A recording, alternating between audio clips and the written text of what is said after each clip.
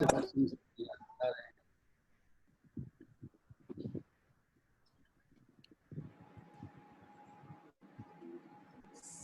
विद्वज्जनों को प्रणाम।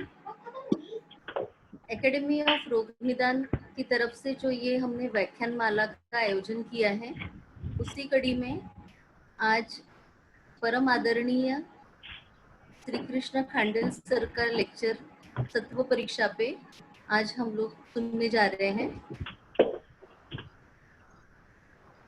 इस माह के जो व्याख्यान माला है, उसका जो थीम है, उसका जो कंसेप्ट है, वो हमने रोगी परीक्षा पे आधारित रखा है। उसी कड़ी में सबसे पहला लेक्चर हमने डॉक्टर जीपी उपाध्याय सर का नाड़ी परीक्षा पे देखा था। उसके बाद में दूसरा लेक्चर जो है प्रोफेसर कार सर का हमने मूत्र परीक्षा पे देखा, और आज जो है रिस्पेक्टेड खांडेल सर से हम सत्व परीक्षा के ऊपर व्याख्यान सुनेंगे। तो कार्यक्रम की शुरुआत जो है हम सर्वप्रथम धन्वंतरी वंदना से करते हैं। मैं डॉक्टर गणेश जी को आग्रह करूंगी कि धन्वंतरी वंदना स्टार्ट करें।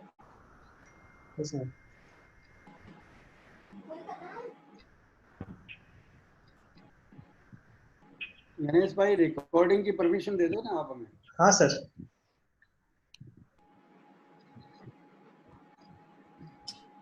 मैम एक 2 minute. Okay. Hello. Okay okay, thank you.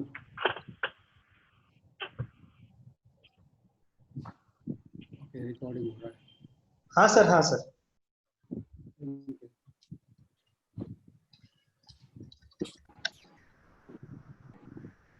तो गणेश वंदना से शुरू करते हैं, आप धन्वंतरी। नहीं सर, गणेश जी का नाम तो सर वैसे ही आ ही जाता है। हेलो। हाँ अनूप भैस सर, नमस्कार। सर, दे दिया है परमिशन आपको। Okay, thank you. Ganesh ji मजे ले रहे हैं। मजे क्यों ले रहे हैं? आ गई सर परमिशन आपको। Okay, thank you. Sir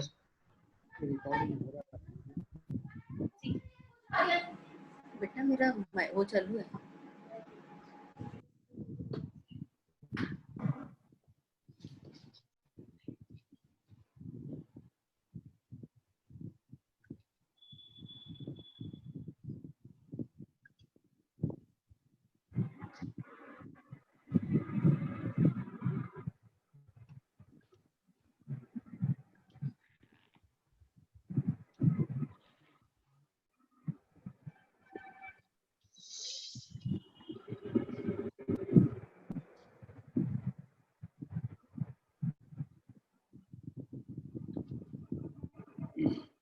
Shri Dhanvantari स्तोत्रम्।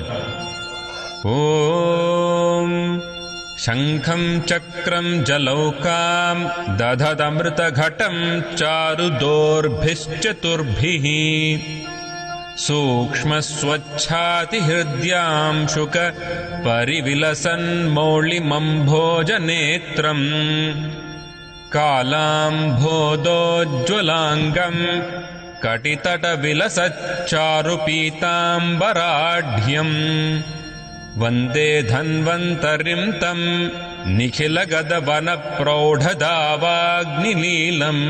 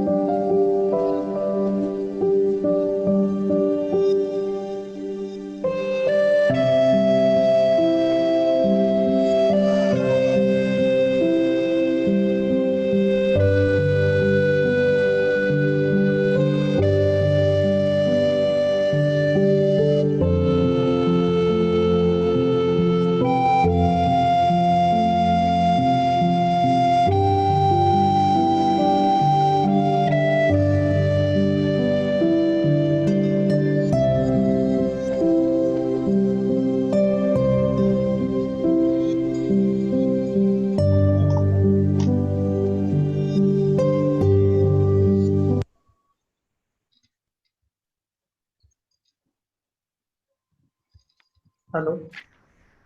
भगवान धन्वंतरी की वंदना करते हुए अब हम कार्यक्रम को आगे बढ़ाते हैं। रोग के डायग्नोसिस के लिए, रोग के निदान के लिए रोग और रोगी परीक्षा ये बहुत ही इम्पोर्टेंट चीजें हैं।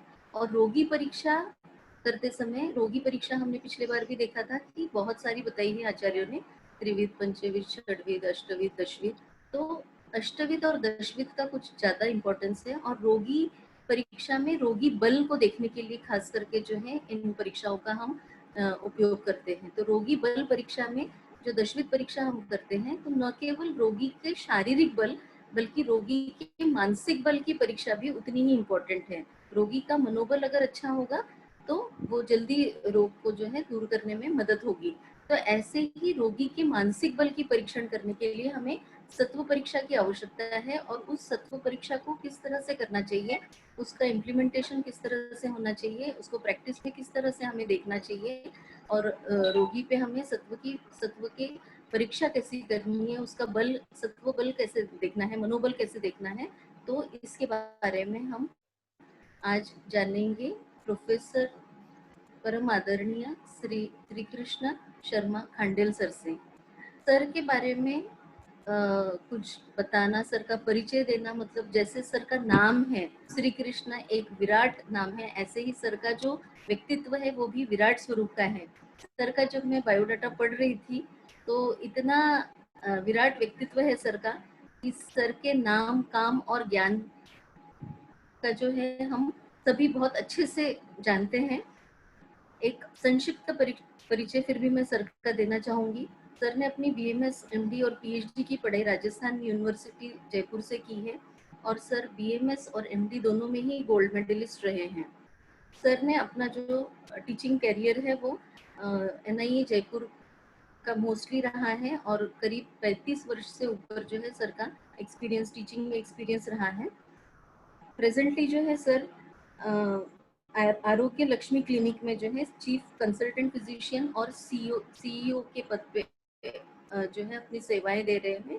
साथ ही जयपुर आयुर्वेद हॉस्पिटल में भी अपनी सेवाएं प्रदान कर रहे हैं। इसके अलावा sir IEC, all India institute of Ayurvedic institute new Delhi जो है, वहाँ पे आईसी के चेयरमैन पद पे कार्यरत हैं।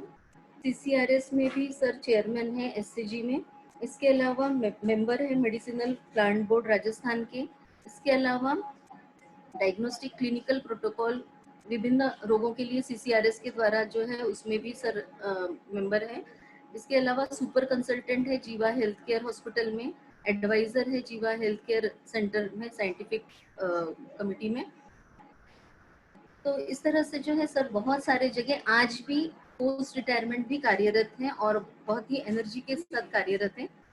सर ने बहुत जगह बहुत सारे पुरस्कार प्राप्त किए हैं, जिसमें best teacher for clinical practice CCRS के द्वारा, gem fellow of national academy of Ayurveda RAV के द्वारा, धन्वंतरी अवार्ड बाय धन्वंतरी औषधालय जयपुर के द्वारा, वैद्यराज दातार शास्त्री मेमोरियल अवार्ड सांगली से, best teacher award all India institute of Ayurveda Delhi, इस तरह से कई पुरस्कारों के सर जो है विजेता हैं। सर खुद भी एक गोल्ड मेडल स्पॉन्सर करते हैं, Lakshmi Sharma memorial gold medal BMS toppers के लिए केएलई यूनिवर्सिटी कर्नाटका में। ये भी एक बहुत ही सराहनीय कार्य है सर का। सर ने अपने कार्यकाल में करीब 11 से ज्यादा पीएचडी थीसिस और 27 से ज्यादा एमडी थीसिस जो है सुपरवाइज की हुई है। सर के 75 से ऊपर जो है पेपर्स पब्लिश्ड हो चुके हैं और 400 से ज्यादा सर ने जो है अपने as a resource person lectures दिए हुए हैं, चाहे वो कोई सीएमई हो, आरोग्य हो और वर्कशॉप्स में। इसके अलावा फेलोशिप और डेपुटेशंस भी जो है फॉरेन में सर की, जैसे कि WHO fellowship mental health care में जो है मेलबर्न ऑस्ट्रेलिया में, Ayurvedic expert saint Vincent hospital Melbourne Australia में, और आयुष की तरफ से भी जो है sir on deputation Berlin Germany में रहे हैं। सर की कई किताबें पब्लिश हुई हैं, 14 से ज़्यादा किताबें और मोनोग्राम्स जो हैं वो पब्लिश हुई हैं। इसके अलावा जो इंटरनेशनल वर्जन है संहिता का, उसमें भी इंद्रिय स्थान का जो है बहुत विस्तृत जो है सर ने उस पर बहुत विस्तृत कार्य किया है। एडिटर है सर स्टैंडर्ड ट्रीटमेंट गाइडलाइंस के जो प्रोटोकॉल है गवर्नमेंट ऑफ इंडिया का उसके।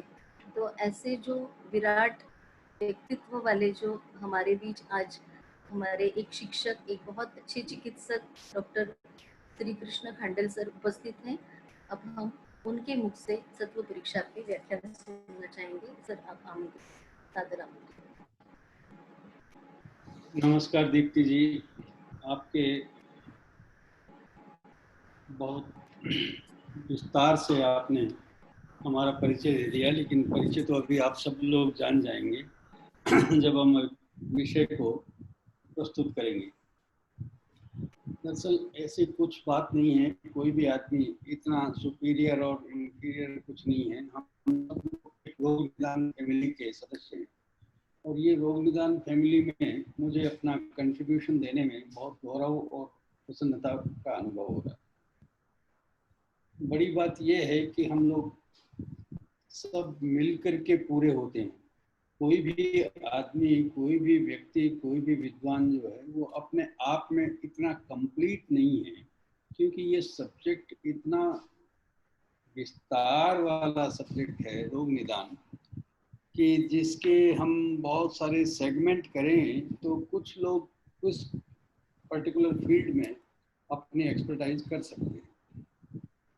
मैं आज एक लगभग अछूते से विषय पर अपना व्याख्यान देने जा रहा हूँ। दीप्ति जी ने मुझे कहा था कि आप सत्व परीक्षा पर बोलिए।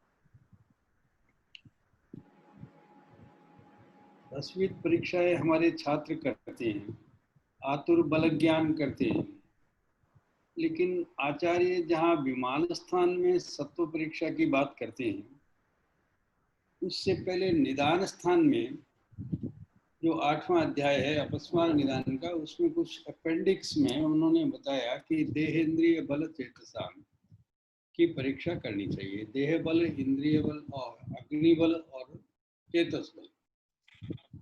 तो चेतस और मन, ये तत्व क्या है, ये एक बहुत बड़ा हमारे कंफ्यूजन का विषय होता है। मैं चाहता हूं कि आज ये कंफ्यूजन जो है वो निकल जाए। मैं कुछ स्लाइड शेयर करना चाहता हूं, तो हो सकता है मुझे 2 मिनट लगे।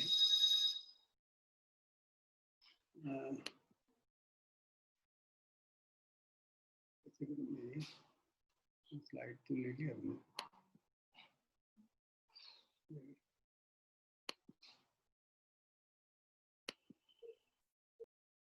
आप लोग स्लाइड देख रहे हैं?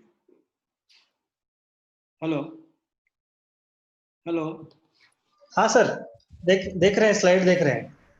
ओके, सही ओके है सर। हाँ जी सर।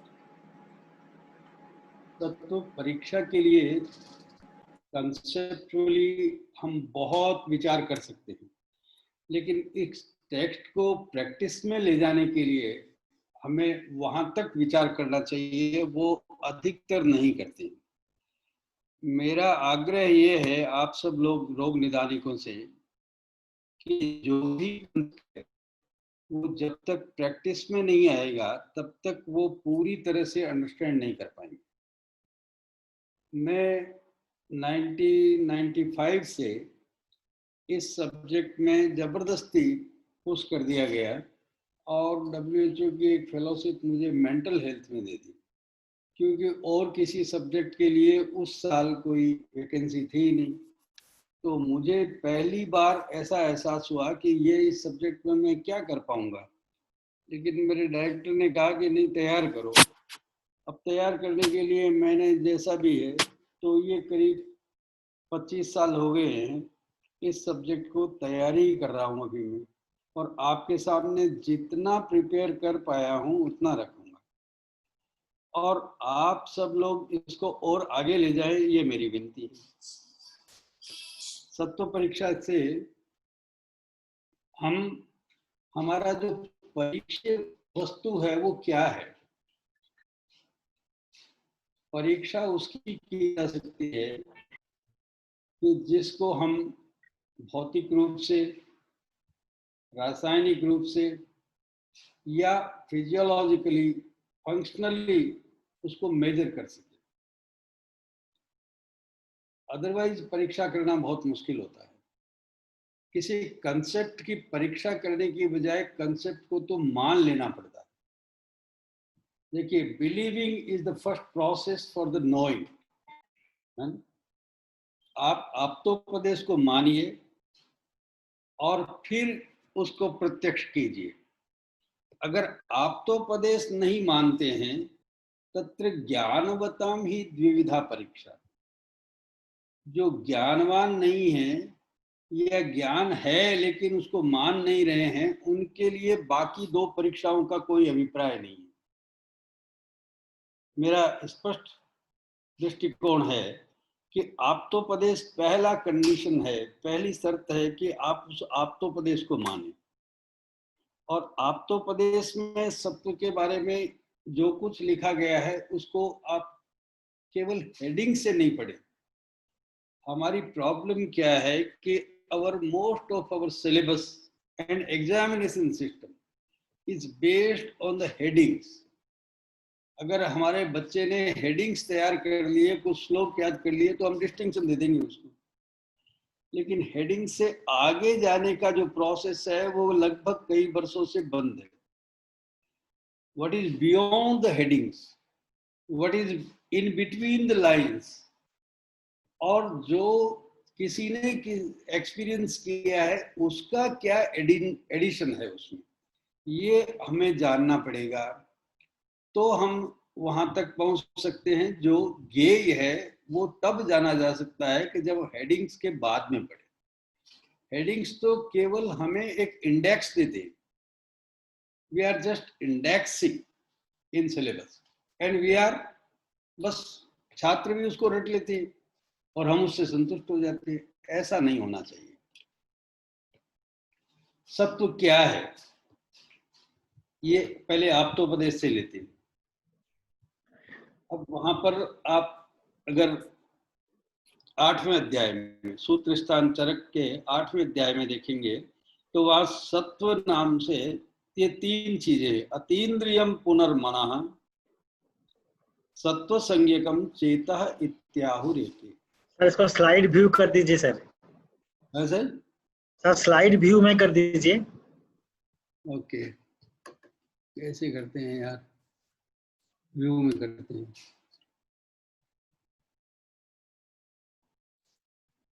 कैसे करेंगे यार इसको? स्लाइड होगी।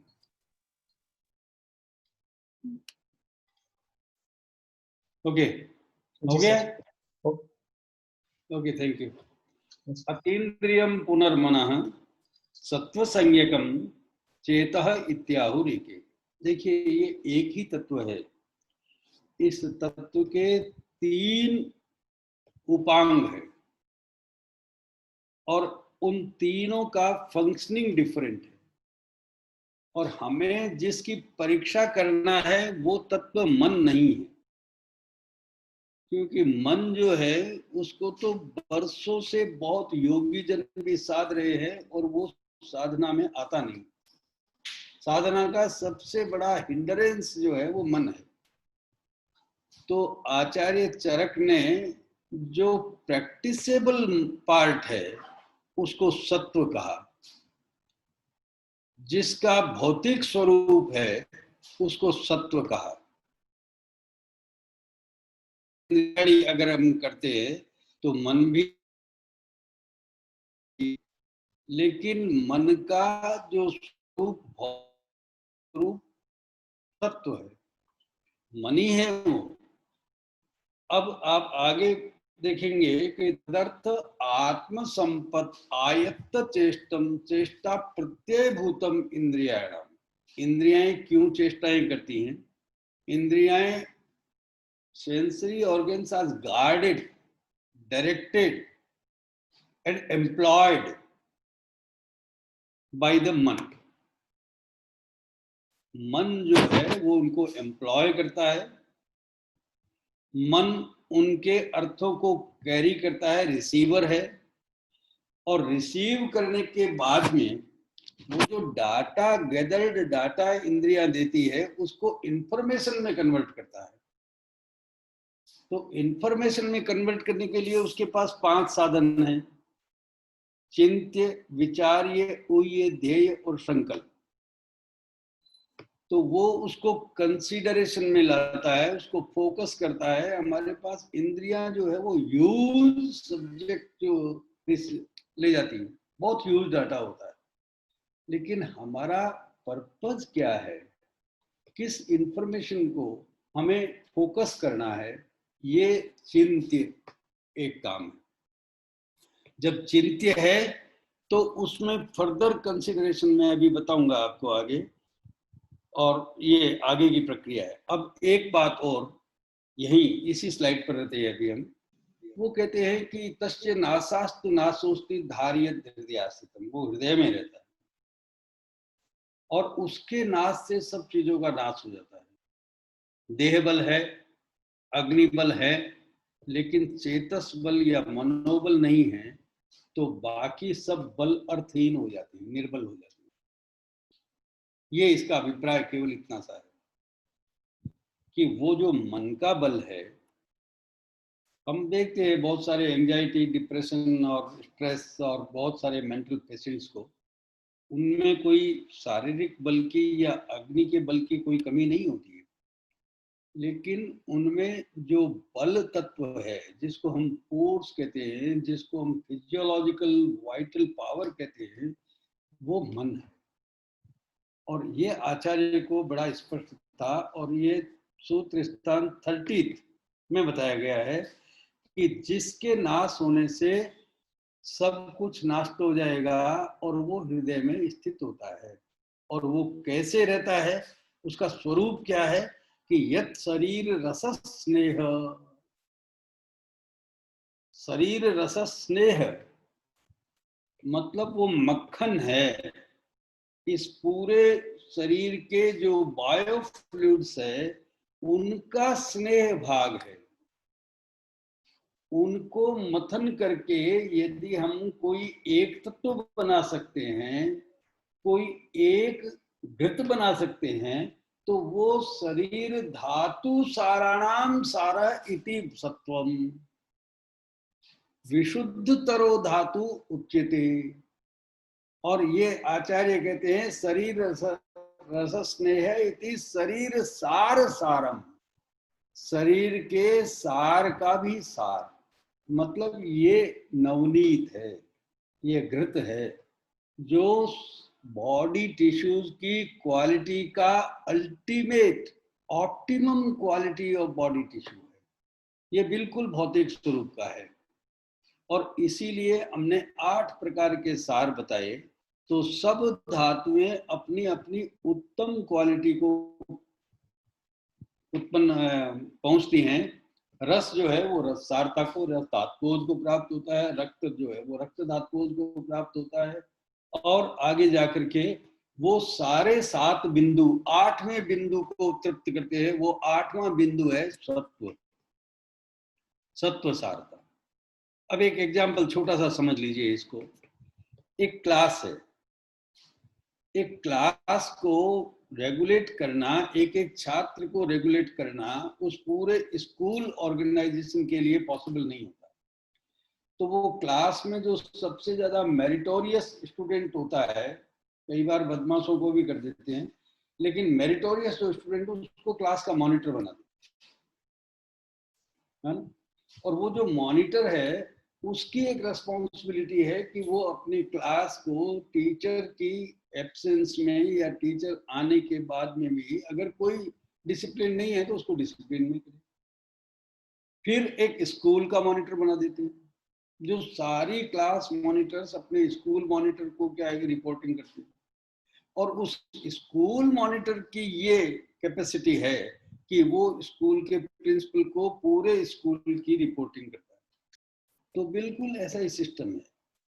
ये बॉडी के जो ट्रिलियंस ऑफ द सेल्स हैं वो डिफरेंट कॉलोनीज में रहते हैं, और डिफरेंट कॉलोनीज को 7 धातुओं में हमने डिफरेंट कर रखा है, उसको डिवाइड कर रखा है। और 7 धातुओं में एक धातु की जो क्वालिटेटिवली जो बहुत सुपीरियर हो गया है, उसको क्या है कि उस धातु की रिपेयर, उस धातु के वाही स्रोतस की रिपेयर, उस धातु के अवयवों की रिपेयर के लिए हमने उसको एम्प्लॉय कर रखा है। और अल्टीमेटली ये सारे सिस्टम एक मेजर जो इम्यून सिस्टम है, जो उसको क्या है कि रिपोर्टिंग करते हैं और उससे गाइडेंस लेते हैं, उससे प्राणित होते हैं, उससे न्यूट्रिशन लेते हैं, और वो है सत्व। अब आगे आप देखेंगे वो सत्व क्या है कि सत्वम औपपादुकम यत जीवम स्पृक् शरीरेण से अभी संबंधात्। मैं आगे चलूंगा बाद में। तो सत्व क्या है? सत्व को हम देखते हैं तो अब एक और प्रॉब्लम आती है कि सत्व क्या वही है जो रजस और तमस और सत्व के बारे में कहा जाता है? हाँ, वो यही है। और जब सत्व की बात करते हैं तो वो सत्व अकेला नहीं है, वो रज और तम से संयुक्त सत्व है। रजसत्वम तमश्चैव तमसत्वम रजस्तथा रजस्तमश्चाभिभूय सत्वम भवति भारत। मतलब रज जो है वो नॉलेज, वो एक्शन है, और तम जो है वो इनर्शिया है। लेकिन सत्व संयुक्त रज जो है वो नॉलेजेबल एक्शन है, और सत्व संयुक्त जो तम है वो नॉलेजेबल इनर्शिया है। तो इसलिए सत्व और रज और तम ये त्रिगुणात्मक यही सृष्टि, इस शरीर की एक छोटी लेवल की सृष्टि भी यही करते हैं, और इस विराट पुरुष की लोक की सृष्टि में भी यही कारण है। जो लोक है वही पुरुष है, जो पुरुष है वही लोक है। तो लोक में और पुरुष में केवल इतना ही अंतर है कि यही त्रिगुण इस शरीर की सृष्टि भी करते हैं। अब ये बताऊंगा मैं आपको कैसे करते हैं। ये क्या हुआ, आगे क्यों नहीं जा रही है स्लाइड? ये आगे क्यों नहीं जा रही है स्लाइड?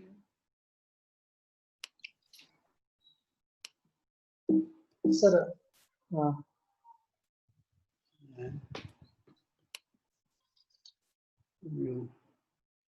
नेक्स्ट क्यों नहीं जाएगी?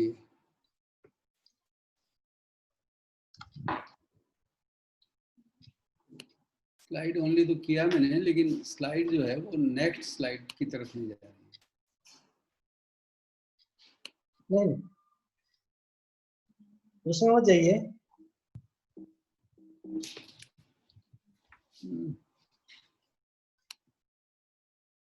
स्लाइड ओनली नहीं, अभी करके देखिए सर। टैब एक करो सर, आगे करो, नेक्स्ट बोल। नेक्स्ट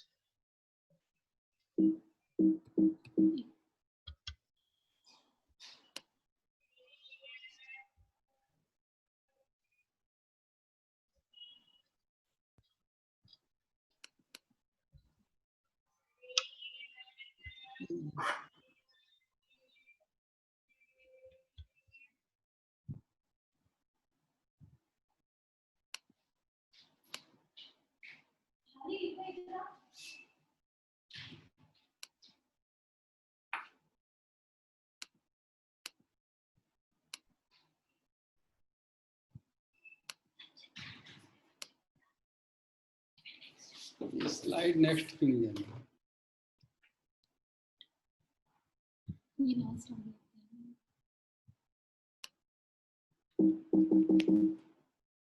लास्ट स्लाइड ही आ गई है।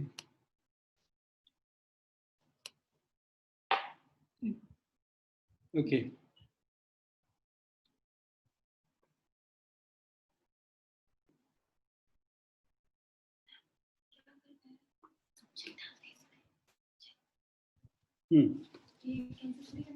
एक मिनट, इससे प्रॉब्लम हो रही है कुछ आपको?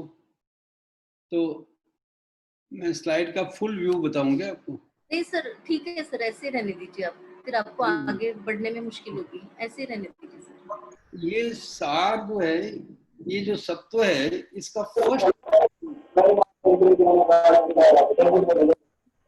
हेलो, हाँ सर आ रही है, आवाज आ रही है। ओके। तो ये जो सार है इसका इंसेप्शन कैसे होता है, उसी चैप्टर में चरक सूत्र 30 में ये बताया है कि पहला बीज क्या है इस सत्व का।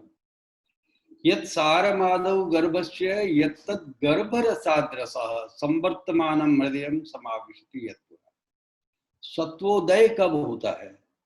कि जब गर्भ में शुक्र शोणित संयोग होता है, उसी समय माता और पिता के उन धातुओं के उत्कृष्ट धातुओं का बीज जब पहली बार हृदय में धड़कता है, तो वहीं से क्या है कि वो सत्व का उदय होता है।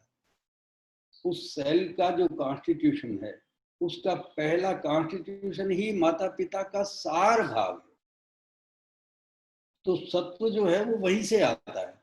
गर्भ रसाद रसा, गर्भ के रस के भी रस से उत्पन्न होता है, और यही उसका जीवन हेतु है, यही उसका उत्पत्ति प्रलय उदय हेतु है। और ये तत्व जो है, ये चरक वहां कहता है कि अब ये बात मैं अभी बताऊंगा कि आप समझेंगे कि ओज से भिन्न क्या है, मैं बताएंगे, अभी बात करते हैं। नेक्स्ट, सत्व जो है वो इंडिफरेंट विद त्रिगुण है।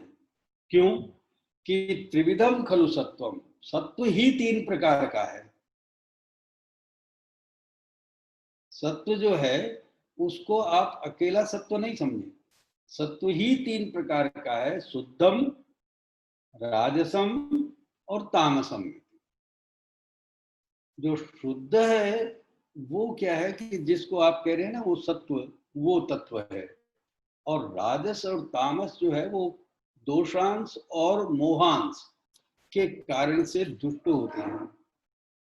और जिनमें दुष्टि नहीं होती है या दुष्टि की परंपरा से जो बाहर हो जाता है, वो शुद्ध है, वो प्योर है। और वो प्योर जो है वो गर्भ से आता है, और उसके बाद में वो अपने आहार से उसको डेवलप करता है। तेषां त्रयाणाम अपि सत्वानां एकैकस्य भेदाग्रम अपरिसंख्येय तरतम योगात् शरीर योनि। ये बहुत सारे होते हैं, इनके बहुत सारे तरतम योग से ये बहुत प्रकार से बन सकते हैं, वो भी अभी बताएंगे। और शरीरम अपि सत्वम, सत्वम से शरीर जो है वो सत्व से संचालित होता है और संचालित होता है। इनमें दोनों में कोई भेद नहीं है। ये शरीर का संचालन हेतु है और शरीर इसका प्रेरण हेतु है, इसका प्रीणन हेतु है। शरीर नहीं होगा तो इसका प्रीणन नहीं होगा। और मन क्या है कि जो इंद्रियाणाम अभिग्राहक है, इंद्रियों का सेंसरी रिसीवर है, वो मन है। सत्व का सेंसरी रिसीविंग से कोई मतलब नहीं। देखिए, सत्व जो है वो इंस्ट्रूमेंट नहीं है, मन एक इंस्ट्रूमेंट है। सत्व जो है वो उसका फ्यूल है, उस एपरेटस का। सत्व जो है उस मन का खाद्य है, उसका पोषक है। सत्व जो है उस मन की क्रिया व्यापार को चलाने वाला तत्व है। इसलिए क्या है कि जो इंद्रिय अभिग्राहक है वो बहुत बड़ा एपरेटस है और वो मन है। और ये तो उपरत क्रिय मन, जब वो मन वैसे तो कहाँ रहता है कि वो स्पर्शनेन्द्रिय में, अपिच व्यापकम चेता, वो स्पर्शनेन्द्रिय में रहता है। क्यों? कि स्पर्शनेन्द्रिय सर्वेंद्रिय व्यापक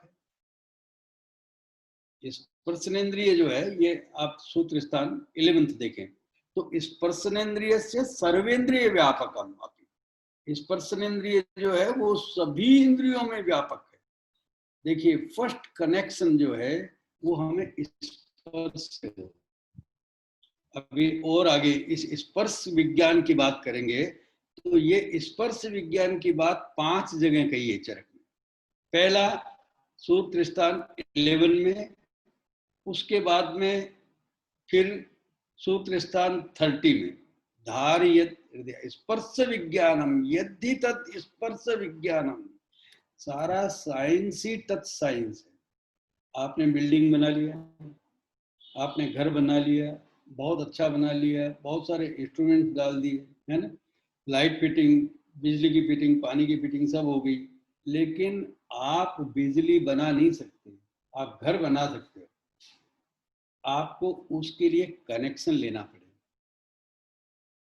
और वो जो कनेक्शन है वो क्या है कि उस पूरे इंस्ट्रूमेंट को, पूरी फैक्ट्री को, पूरे घर को चलाएगा। और वो स्पर्श विज्ञान है। ये प्रणव मुद्रा की बात करते हैं ना, ये प्रणव जो है उस लोक से आपका स्पर्श है। इसी तरह से वो कहता है यदि तत् स्पर्श विज्ञानम धारयत हृदयाश्रितम, ये जो जीवन लाइफ साइंस है ये स्पर्श विज्ञान है। Basically science of touch, tactile science. क्यों कि इसमें जितने भी गीता में ये बात और भी स्पष्ट की है, ये तो संस्पर्शजा भोगा दुख ये नय एवते आद्यंतवंत कौन्तेय न तेषु रमते बुधा। जो विषय है वो हमें स्पर्श करते हैं और स्पर्श करके वो भोग बनते हैं। क्यों भोग कब बनते हैं कि वो भोग जिह्वा पर रखने से या स्पर्श करने से नहीं बनते हैं। वो जिह्वा पर रखे हुए विषय का तो आद्यंतवंत है। वो तो शुरू हुआ और खत्म हो गया। रसगुल्ला आपने रखा मुंह पर और खत्म हो गया। लेकिन वो स्पर्श कहाँ होगा, भोग कब बनेगा कि जब वो मन में स्पर्श होगा, जो आपके दिमाग में, मन में, स्मृति में, आपकी इच्छाओं में चला जाएगा। और इच्छाओं में चला जाएगा तो उसके बिना जीवन ही नहीं है ऐसा लगेगा, तो आपका वो भोग कहलाता। आचार्य जो है वो सूत्र स्थान चरक सारी स्थान 6 में इसको भोगायतन बनाने का साधन मन है। इस शरीर को भोगायतन बनाने का जो कारण है वो मन है और मन का स्पर्श विज्ञान है। और आचार्य चरक सारी स्थान 1 में यही बात जो गीता में कही है वो कहते हैं कि स्पर्शनेन्द्रिय संस्पर्शो स्पर्शो मानस एव च। जो स्पर्शनेन्द्रिय का संस्पर्श है वो मन का स्पर्श जानिए। आप किसी को टच करते हैं, आप अपने आप को क्या है कि उसमें ट्रांसफर करते हैं, ट्रांसमिट करते हैं। और जितने भी हमारे जो साइंस हैं उसमें क्या है कि जो टच है, हमारे आयुर्वेद में तो विशेष रूप से अभ्यंग, स्वेदन, सहन, उपना, उद्वर्तन, ये सब टच साइंस है ना। और इससे क्या है कि वो उद्दीपन वो, और आप जब किसी की नाड़ी देखते हैं ये भी स्पर्श विज्ञान। तो स्पर्श विज्ञान जो है इसके द्वारा वो मन भोग का साधन बनता है और वो भोग मन में होता है, इंद्रिय में नहीं होता। इंद्रियां भोग नहीं सकती, इंद्रिय केवल ला सकती है उसको। उसके बाद में येनाश्यम खलु मनोभूयिष्टम तेन तस्य प्रकृति। अब ये प्रकृतियां जो है वो मन की भूयिष्ठता के कारण से होती है। वो मन में सत्व, रज और तम की क्या तरतमता है, क्या क्वांटिटी है, उसके कारण से होती है। और आचार्य चरक एक बात बहुत अच्छे ढंग से कहते हैं कि नाना विधानि खलु सर्वाणि सत्वानि भवन्ति एक पुरुषे। और एक पुरुष में वानस्पत्य सत्व से लेकर के ब्राह्म्य सत्व तक की सारी व्यवस्थाएं एक पुरुष में ही होती हैं। वो ही पुरुष जब अपने बच्चों को पालता है तो वो ब्रह्मा है। वो ही पुरुष जब किसी सबॉर्डिनेट को डांटता है तो वो यम है। वो ही पुरुष शाम को पिक्चर देखने जाता है तो गंधर्व है। वो ही पुरुष कभी रास्ते में किसी दीन दुखिया को देखता है और दयाद्र होता है तो वो वरुण है। वो ही पुरुष जब बहुत सारे पापियों से, दुष्टों से लड़ता है तो वो राक्षस है, पिशाच है, असुर है। जब वो रिवेंजफुल होता है तो वो सर्प है। जो फैंटेसियस होता है तो वो शकुन है ना। और जब वो क्या है कि घर में आकर के पड़ जाता है तो वो पशु है, वनस्पति है और मत्स्य है। उस घर से बाहर निकलता ही नहीं है। लॉकडाउन हो गया तो अब एक मछली की तरह से उस घर में ही रहता है। तो ये सारे के सारे डेवलपमेंटल फेजेस आदमी में देखने को मिलते हैं। तो फिर आप उसकी प्रकृति का निर्धारण कैसे करेंगे कि न च भवन्ति एक कालम। लेकिन ये सब एक काल में नहीं होते। तो फिर कैसे करेंगे निर्धारण कि एकम तो प्रायो वृत्तिया है, most of the life time वो किस रोल में रहता है, उससे उसकी मानसिक वृत्तियां, मानसिक ट्रेड्स, मेंटल ट्रेड्स का पता चलता है। अगर वो अधिकतम समय असुर की तरह से बिताता है तो वो आसुर प्रकृति का माना जाता है। अधिकतम समय जो है वो कंटेंशियस रहता है तो वो शाकुन माना जाता है। वो बहुत लंबे टाइम तक रिवेंजफुल रहता है तो वो सर्प सत्व माना जाता है। बहुत टाइम तक वो बहुत सारी एट्रोसिटीज करता है तो वो राक्षस पिशाच माना जाता है। बहुत तरह के उल्टे सीधे सब कुछ खाने की आदत है तो वो पिशाच माना जाता है। और वही क्या है कि गीत संगीत में बिजी रहता है तो वो गंधर्व माना जाता है। वो क्या है कि डायरेक्टर के अलावा कुछ बनता ही नहीं, डायरेक्टर ही रहता है हमेशा, घर में भी डायरेक्टरी करता है तो वो यम है ना? और वो दयाद्र रहता है तो वो वरुण है। आर्स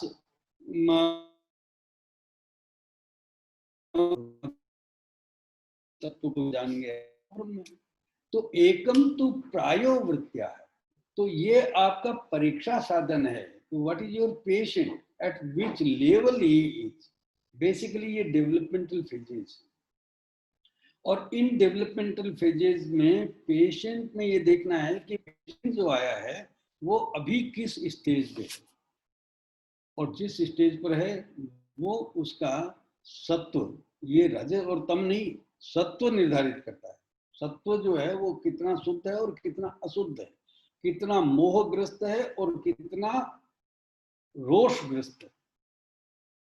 तो ये रोष और मोह, ये दो इंपॉर्टेंट बातें हैं जिसको आचार्य ने फिर चरक शारीर स्थान 5 में एक बात कहा है कि मोहेच्छा द्वेष कर्मजा प्रवृत्तयः और प्रवृत्तिर दुखागम, निवृत्तिर अपवर्ग परवर्ग, निवृत्तिर परवर्ग और प्रवृत्तिर अपवर्ग।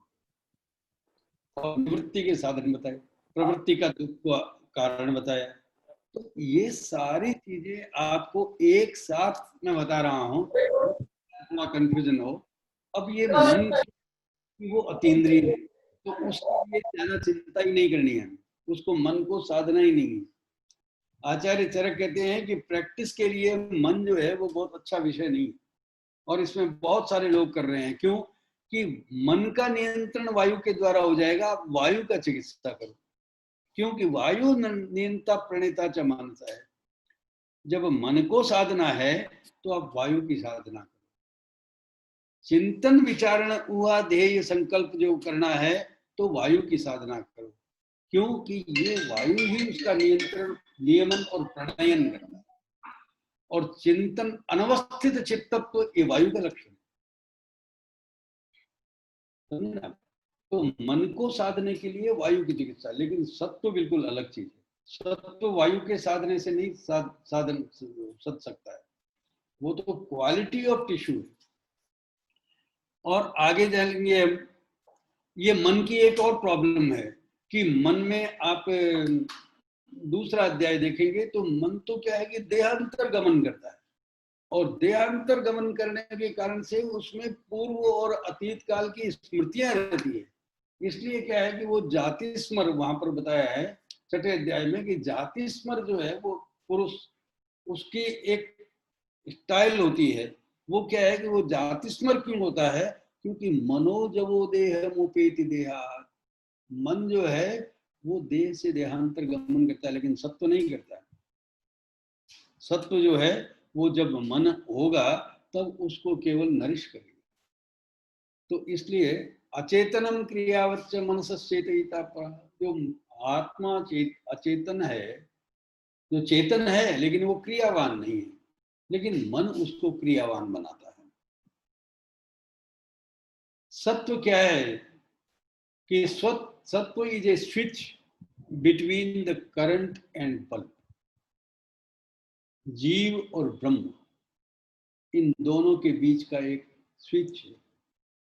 आपके पास में करंट भी है, बल्ब भी है, लेकिन स्विच ऑन नहीं है तो वो बल्ब जगेगा नहीं, जलेगा नहीं। तो ये जो सत्व है इसका काम क्या है, सत्वम औपपादुकम। औपपादुक का मतलब एक मीडिएटर, एक एमसीवी है। जो ट्रिप हो गई तो उसके बाद में उसको फ्यूज को सुधारना ही पड़ेगा, और नहीं तो वो करंट वरंट सब होगा, बल्ब भी होगा, लेकिन जगेगा नहीं। तो सत्व वो चीज है, सत्वम औपपादुकम यत् जीवम स्पृक् शरीरेण सा। तो सत्व जो है वो करंट है जो जीव को स्पृक् शरीर से, देखिए यहां भी स्पर्श विज्ञान आया है, जो मैं आपको बता रहा हूं ना, जीव का स्पर्श मतलब कनेक्शन। एमसीबी में स्विच में क्या होता है कि कनेक्शन स्पर्श होता है, किसका? बल्ब का और करंट का जो स्पर्श है वो स्विच के माध्यम से होता है। स्पर्श स्पृक् शरीरेण, तो शरीर जो है वो जीव का उस परमात्मा तत्व से, उस चेतना तत्व से, उससे जब स्पर्श होता है तब ये शरीर जीव कहलाता है। अन्यथा ये इंस्ट्रूमेंट है, ये घर है, फैक्ट्री है ये, लेकिन बिना कनेक्शन के, समझे ना? तो बहुत बड़ी बात है ये। और यहाँ पर उस स्विच की बात है, उस स्विच का हमें संधान करना है, उस स्विच को समझना है और स्विच को चालू रखना है, और स्विच को क्या है कि बराबर रिपेयर करना है ना? ये सत्व परीक्षा यही है, इतनी सी है। सत्वम औपपादुकम, कैसे ऐसा कैसे परीक्षा करेंगे इसकी आप? ये जीवम स्पृक् शरीरेण स अभिसंपन्नाति यस्मिन् अपगमन पुरस्कृति, जब ये स्विच जो है वो ऑफ हो जाता है तो क्या होता है? कैसे पता चलेगा कि ये स्विच ऑफ हो गया है? कि शीलम मस्य व्यावर्तते, उसका कोड एंड कंडक्ट, उसका बिहेवियर, इसकी विकृति आ जाएगी। क्यों? कि अब उसमें वो जो परम चेतना है, वो जो कॉन्शियसनेस है, वो नहीं है। उसको ये पता ही नहीं है कि मुझे क्या व्यवहार करना चाहिए।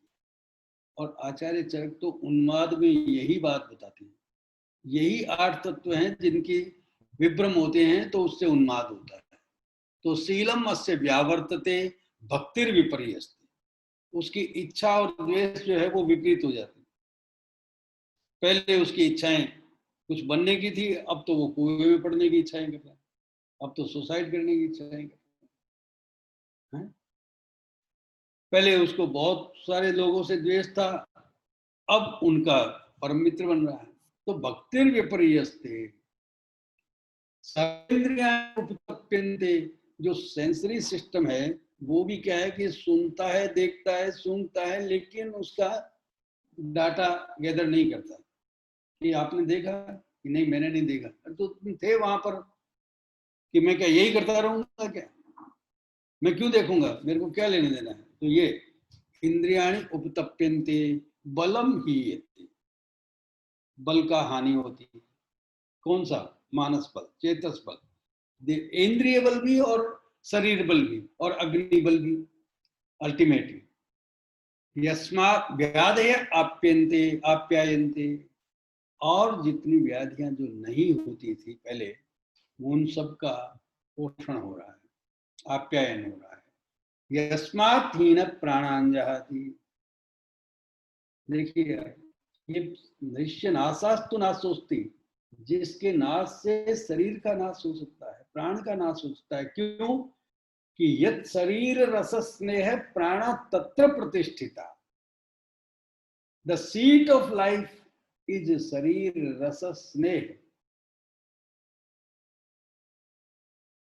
आचार्य चरक जो है वो 30वें अध्याय में कहते हैं कि यत् शरीर रस स्नेह प्राण तत्र प्रतिष्ठिता, प्राण का प्रतिष्ठान जो है वो लंग्स में या हार्ट में या ब्रेन में या नर्व में या कहीं नहीं है। वो क्या है कि शरीर के उस उत्तम नवनीत में है, जो इन सभी के बीच का एक जीवनीय तत्व है, जिसके कारण से जीवन है। शरीर साराणाम सारा इति शरीर रस स्नेह, उसमें प्राण रहता है। और वही युनक्ति प्राणिनाम प्राण सोणितम अनुवर्तते, 24वां सूत्र था अविधि सोणिति, उसमें कहा गया है कि वो कहाँ कैसे बहता है कि वो रक्त में होकर के बहता है। वो जो है वो देखिए धातुओं को वहां तक पहुंचाना, व्यान से उचित विक्षेप होना एक प्रक्रिया है। वो क्या है कि जितना भी न्यूट्रिशन है उसको व्यान के द्वारा, उचित विक्षेप के द्वारा युगपत सर्वतो अजस्त्र विक्षेपण होता है। लेकिन ये है धातु का जो ग्रॉस न्यूट्रिशन। अब उस ग्रॉस न्यूट्रिशन का जो लाइफ पार्ट है उसकी डिस्पेंसिंग युनक्ति प्राणिनाम प्राण सोणितनु अनुवर्तते, वो सोणितानुवर्ती होती है। वो रक्त में होकर के वो प्राण देता है। कहीं थोड़ी देर के लिए ब्लड की सप्लाई रोक दे तो वो वहां पर गैंग्रीन हो जाती है। क्यों? कि वहां पर धातु तो है, रस तो है, और बल्कि ज्यादा है, वेस्कुलाइटिस हो गई। लेकिन रक्त जिसमें प्राण बहता है वो प्राण नहीं। रक्तम जीव इति स्थिति, रक्त में जीवन है, रक्त में जीवन का स्थान है। रक्त जो है वो फ्लोटिंग टिश्यू है, लाइफ फ्लोट करता है उसमें। और वो चरक कहता है कि लाइफ फ्लोट कर रहा है उसमें, युनक्ति प्राणिनाम, और सारे शरीर के ट्रिलियंस ऑफ द सेल्स को लाइफ डिस्पेंस करता है रक्त। तो लाइफ डिस्पेंसिंग का जो तत्व है वो ये सत्व है रक्त। इसीलिए आप क्या करते हैं सारी विकृति विज्ञान में कि सारी परीक्षाएं रक्त के माध्यम से कर लेते हैं, है ना। उसमें एमाइलेज भी, और उसमें क्या है कि कोलेस्ट्रॉल भी, उसमें ब्लड यूरिया भी, और उसमें क्रिएटिनिन भी, और पता नहीं क्या क्या सब। क्यों? कि उसमें वो सब धातु नाम परिणाम आपद्यमान धातु नाम अयनम होता है। वो परिणाम आपद्यमान धातुएं सब उसमें रहेंगी। सभी धातुएं अभी परिणाम आपद्यमान है वो उसमें है। तो ये बहुत इंपॉर्टेंट प्रॉब्लम है। सत्व संपत्त बलवृद्धि कर भाव, सत्व संपत्त, वहां बलवृद्धि कर भाव आपने पढ़े तरक सारी स्थान में, उसमें सत्व संपत्त भी एक बलवृद्धि कर भाव है ना। वहां पर बलवत देशे पुरुषे, बलवत पुरुषे जन्म, है ना, काल योग, यौवन, और ये सब सत्व संपत्त, साथ में संपत्त सत्व संपत्त। तो सत्व संपत्त है ना, a good quality of the essence of the धातु, वो भी होना चाहिए। ये बल का कारण है। और एक बात और आप पहले अध्याय में पढ़ते हैं कि वहां शरीरेंद्रिय सत्वात्म संयोगोधार्य जीवित, जो लाइफ के कंपोनेंट हैं वो मन नहीं है वहां पर। लाइफ का कंपोनेंट, लाइफ का कंपोनेंट शरीर है, इंद्रियां है, सत्व है और आत्मा है। सत्व जो है वो लाइफ का कंपोनेंट है। मन नहीं हो तो लाइफ चलती है। मेरा तो मन नहीं है उससे बात करने का, उसकी भी लाइफ चल रही है और आपकी भी चल रही है ना। लेकिन आपका सत्व नहीं है तो लाइफ नहीं चलेगी। इसलिए लाइफ का कंपोनेंट है शरीरेंद्रिय सत्वात्म संयोगोधारी। सत्व जो है वो लाइफ का कंपोनेंट। फिर पुरुष का जब अधिकरण बताया तो पहला अधिकरण सत्वम आत्मा शरीर त्रिदंड, कि सत्व जो है वो अधिकरण भी है। तो सत्व जो है वो लाइफ डिस्पेंसर है। चेतस क्या है? देखिए अभी मैं प्रोसेस ऑफ नॉलेज बताऊंगा, बताएंगे, लेकिन जितनी विकृतियां बताई है मानस रोग में वो चेतस की विकृतियां हैं, सत्व की विकृतियां नहीं, मन की भी नहीं है, वो सब चेतस की विकृतियां हैं। जो इंद्रिय संयुक्त है वो मन है, जो शरीर की धातुओं से संयुक्त है वो तत्व सत्व है, और जो बुद्धि के परिणाम स्वरूप उत्पन्न होता है और शुद्ध ज्ञान को प्राप्त होता है, सत्य ज्ञान को प्राप्त होता है, सद असद विवेक के पश्चात उत्पन्न होता है, वो चेतस। तो जब मन चिंत्य विचार्य इंद्रियों से जो गेदर डाटा है उसका चिंत्य विचारी उय देह संकल्प कर लेता है, तो बुद्धि का समत्व उसको देखता है। देखिए, मन का देखना, इंद्रिय का देखना और बुद्धि का देखना, इन तीनों में फर्क। इंद्रिय देखती है, गुरु देखता है, शिष्य देखता है, उसमें फर्क है। What are you seeing actually? तत्व दर्शन करना है, रूप दर्शन नहीं करना है। तो रूप दर्शन है वो इंद्रियां कर सकती है ना, लेकिन समम बुद्धि रही पश्यति। Actual seeing is made by intellect. वहां पर क्या है कि हमने देखा, वो रिजेक्ट कर दिया बुद्धि ने कि कुछ नहीं, वो था ही नहीं, कुछ भी नहीं था, बकवास था, है ना। बुद्धि ने देख करके बताया कि वो ऐसा नहीं है जैसा तुमने देखा। और फिर चेतस कहता है कि वो बुद्धि का व्यापार केवल निश्चय करना है, सद असद विवेक, ये चेतस का काम। आगे चलते हैं। देखिए, मीटिंग पॉइंट टू टाइमलेसनेस, ये सत्व जो है वो एक दोष की परिसीमा क्या होती है? दोष जो है वो हमेशा दूषण स्वभाव वाले, वो चयो वयो अहोरात्रि भुक्तानांते अंत मध्याधिक कर्म, धातुएं उस दूषण परंपरा से थोड़ी अलग है।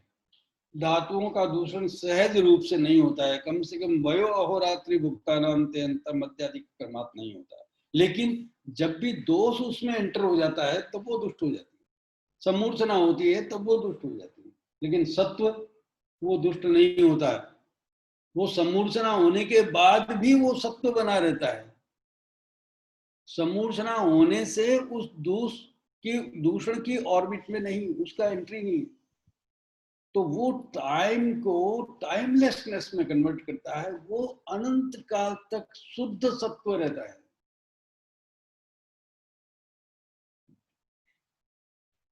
लाइफ का यूनियन, इन सब बातें हो गई हैं आपकी। ये मन क्या है, ये बात भी हो गई है। अब देखिए, ये बात मैं नहीं कह रहा हूं, विवेकानंद कहते हैं। विवेकानंद कहते हैं believing is the basis for the knowledge, knowledge is for action,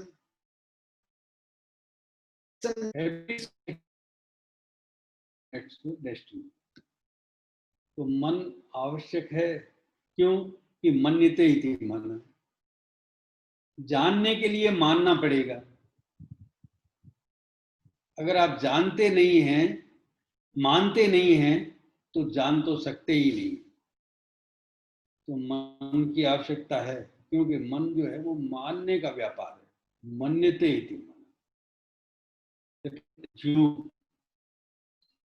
चिंत्य विचारी हुई देह संकल्प होगा तो वो मानवीय चीज पर होगा। इसीलिए इंद्रियों की निकृष्टता है, लेकिन मन की श्रेष्ठता है। इंद्रियाणि पराण्याहु, इंद्रियेभ्य परम मना। इंद्रिय शरीर से उत्तम है, लेकिन मन से उत्तम नहीं।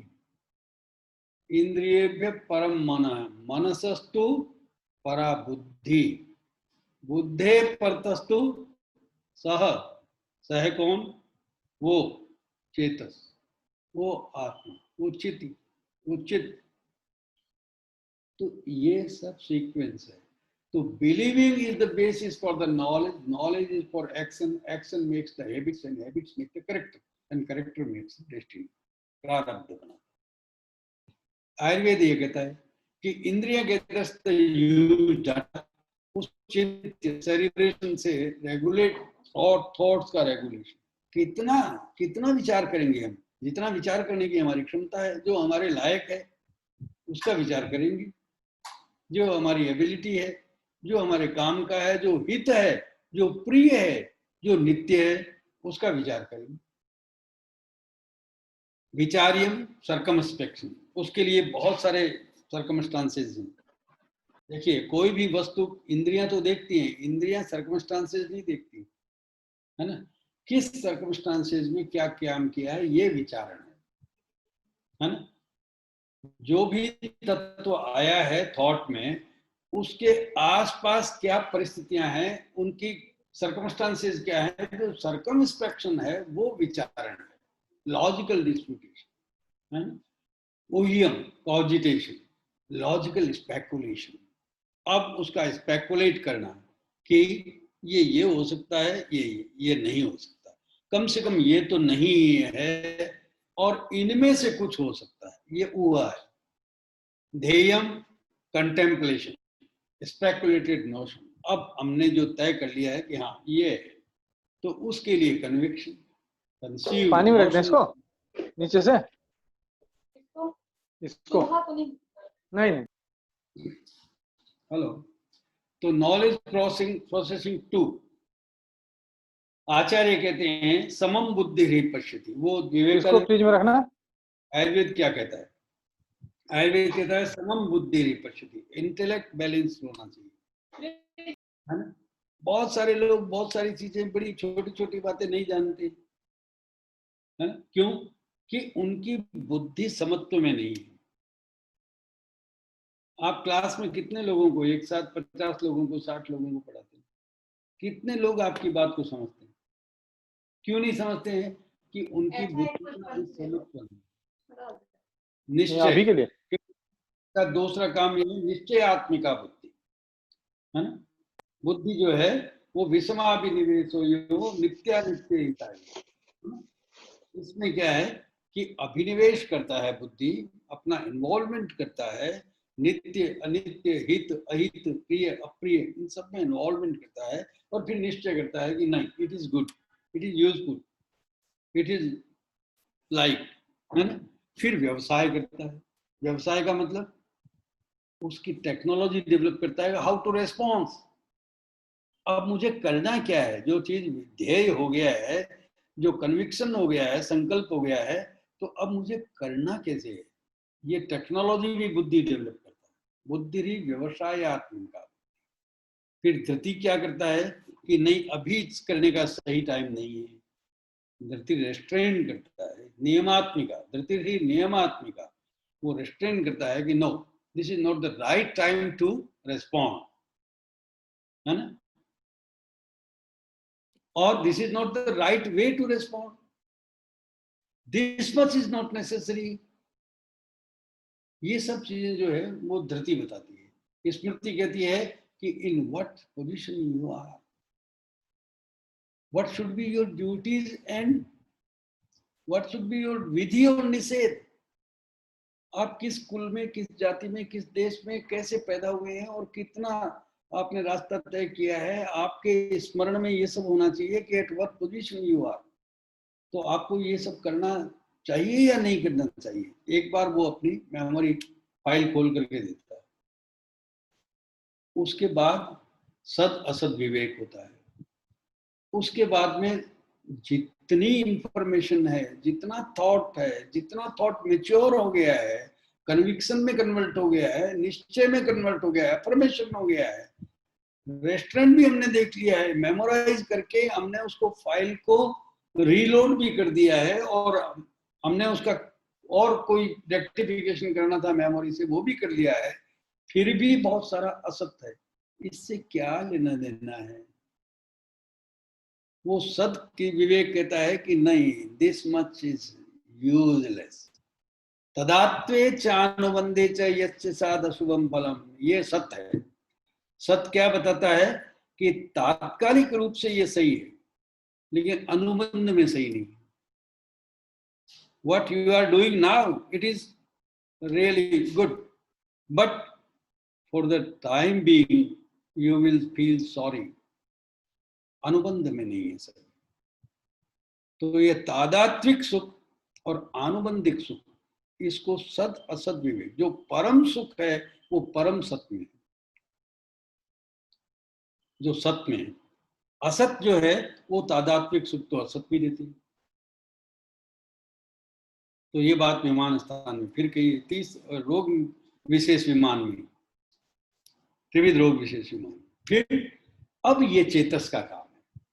यहां पर चेतस वो नॉलेज को सब्सटेंस करता है, तत्वावबोध करता है, और तत्वावबोध हर्षणाना, ये तत्व है। इस पूरे इंद्रिय व्यापार का, मनोव्यापार का और बुद्धि व्यापार का, स्मृति धृति व्यापार का ये विश्लेषण ये है कि तत्व क्या है। तत्व ये है कि हमें इस चीज को ऐसे समझना है। और तत्वावबोधोषण, उसमें वो आर्किमिडीज जब तत्व को पहुंच जाता है तो वो यूरेका यूरेका करके नंगा ही चला जाता है, उसमें बाकी सब विचार ही खत्म हो जाते। तो तत्वावबोधो हर्षणाना, तत्वावबोध, हर्षण क्या है? वो आनंद, ब्लिस। देखिए आयुर्वेद कितनी बड़ी बात कहता है कि आप अन्न से आनंद तक पहुंचना है। आपको बीच में कहीं रुकना नहीं है। अन्न से आपने 7 धातुएं बनाई, धातुओं से धातुसार बनाए, धातुसार से सत्व बनाया। सत्व जो है वो बुद्धि का और मन का फ्यूल है, और वो सत्य का चिंतन करवाता है, वाले चेतस का भी सार है। और वो जो सत्व है वो सत्य में कन्वर्ट हो रहा है अब, और वो जो सत्य है वो चित्त में कन्वर्ट हो रहा है, वो चिदग्नि के द्वारा उसका पाक हो रहा है, वो हृदय ग्रंथि का भेदन हो रहा है, और फिर वो आनंद की प्राप्ति करवाता है। अब ये आनंद भी आयुर्वेद कहता है कि 2 तरह का है। देखिए आप, आयुर्वेद कितना ग्रेट साइंस है। वो कहता है आनंदस्तु द्विविध, आनंद भी 2 प्रकार का है, कि व्यष्ट्यानंदो जीवः समष्ट्यानंदो ब्रह्म। आपका अपना एक आनंद है, व्यष्टि, आपका इंडिविजुअल एक ब्लिस है, वो जीव। और जब आपको पूरी सृष्टि में आनंद बिखेरना है तो वो ब्रह्म है बस। तो जो वानस्पत्य सत्व से जब आप एक बीज की तरह से उगे थे, मछली की तरह से वोम्ब में आप घूम रहे थे, पशु की जगह दोनों तरह हाथ पैरों से चल रहे थे हम। फिर क्या है कि हमने बहुत सारी फैंटेसी की, बहुत सारे कल्पनाएं की, बहुत सारे बुद्धि दिए, बहुत सारे क्या है कि पापियों को चलताया। उसके बाद में हम गंधर्व में डूब गए, फिर यम बन गए, डायरेक्टर बन गए, प्रोफेसर बन गए, है ना। बहुत सारे लोग हमारे आसपास चले हो गए, है ना। और फिर हम आर्ट्स हो गए, अब हमने आर्ट्स व्यवस्था है। लेकिन ultimately you have to attain the highest quality of the person, that is Brahma. आनंद प्राप्त करना हमारा अभिष्ट नहीं है, जीवानंद प्राप्त करना नहीं है अभिष्ट, ब्रह्मानंद प्राप्त करना अभिष्ट। इसलिए चरक शारीरस्थान में जो 6 में जो मानसिक प्रकृतियां बताई है, उसके अंतिम पड़ाव, लास्ट, और उसके बाद कुछ नहीं है ना, वो है ब्रह्म, वो तत्व है ब्रह्म। वहां तक की बात करता है। ये बात फिर वही बात कर रहा हूं मैं कि मन्यते इति, believing is the basis for the knowledge. Believe करना पड़ेगा आपको नॉलेज के लिए, और knowledge is the basic of learning, and learning is the basis for practicing, and practicing is the base for the elimination of faults. And knowledge develops the technology. Technology is the tool for practice, and practice analyze true and false, useful or useless. ये वही बात है कि अस्ति खलु सत्वम औपपादुकम। ये बात बहुत जबरदस्त बात है कि ये पूरे मानस रोग का सार यही है कि आप, मैं अभी बताऊंगा थोड़ी देर में। ये देखिए, मैं थोड़ा सा डायग्रामेटिक, इतना मैं एक्सपर्ट आदमी नहीं हूं, लेकिन फिर भी मैंने कुछ स्लाइड्स बनाई है, आप समझ जाएंगे। ये त्रिगुण, एक्टिविटी, इनएक्टिविटी और नॉलेज। फिर ये ट्रेड्स ऑफ त्रिगुण है, सत्व जो जोड़ता है, शेयरिंग एंड नॉलेज, है ना। रजस जो एक्टिविटी और एजिटेशन करता है, और तमस जो है वो इग्नोरेंस और इनर्सिया। ये 7 सात्विक प्रकृतियां, 6 राजसिक और 3 तामसिक, 16 मेंटल। ये सब आपके परीक्षा के विषय हैं। सत्व क्या है? इल्यूमिनस है, implies the purity, wisdom and bliss, है ना। 7 traits of quality of consciousness, ये consciousness की qualities है। और live life very useful and welfare for everyone। रजस passionate है, implies for attachment and action है। 6 traits और qualities of the consciousness है। इसमें live life with anger, attachment and position. Position और पोजीशन चाहता है ये रजस। तमस, इसको पोजीशन से कोई लेना देना नहीं है, पोजीशन भी नहीं करता क्योंकि इसकी एबिलिटी नहीं है पजेस करने, है ना। Inert, bias, idleness and inertia, 3 traits, and live life in dark ignorance with little activity। ये 7 सत्व प्रकृतियां हैं। ये सत्व प्रकृतियां मैंने इस ढंग से बताई है। आप जानते हैं कि रजस प्रकृतियां हैं, ये 6 रजस प्रकृतियां हैं, ये तमस प्रकृतियां 3 हैं। तो हम वनस्पति की तरह से, एक बीज की तरह से उगते हैं। हम सीडलिंग होती है, और सीडलिंग के बाद में यही मैं बता रहा था कि नाना विधानी खलु सत्वानि तानि सर्वाणि एक पुरुष से बहु। ये सारे सत्व एक पुरुष में होते हैं, कोई भी इनसे अछूता नहीं है। क्यों? लेकिन नच भवन्ति एक काल, और प्राय एकम तु प्राय, what is most of the time denotes the mental status. अब पैथोलॉजी की बात करते हैं। देखिए, अब जब विकृति विज्ञान की बात होती है तो प्रैक्टिस करने के लिए आपको क्या करना पड़ेगा? प्रैक्टिस करने के लिए आपको इसके मूल कारण पे, कॉज लिस्ट पर जाना पड़ेगा कि what causes the deformity of the सत्व। सत्व जो प्योर चीज है वो प्योर चीज से बनेगी, और unfortunately we are living in the time when everything is adulterated, everything is impure, even the emotions are impure, even thoughts are impure, even the persons are impure, even the gas, call, vayu, jal, सब impure। तो जो time है वो purity का time नहीं। तो इसमें क्या है कि हमें कैसे, और ये बात चरक ने सूत्र स्थान 24 में, यदा तो रक्तवाहिनी रस संज्ञा वाहनी च, है ना, पृथक पृथक समझता वा श्रोतांशु कुपिता। अब शिवदास से इसमें एक बात कहते हैं, रसास्त्रक चेतनावाही स्रोतोरोध समुद्भव। ये सत्व जो है वो रस, अस्त्रिक, चेतना, इन तीनों का एक समुदाय स्रोतस है। समुदाय रूप से ये स्रोतस है, इसका कोई एक स्रोतस नहीं है। ये पहली बात तो है कि रसो वही सह, रस है, क्योंकि सारी व्याधियां जो है वो रस पूर्वक होती है। दूसरी बात रक्त है, रक्त क्यों है कि युनक्ति प्राणिनाम प्राण।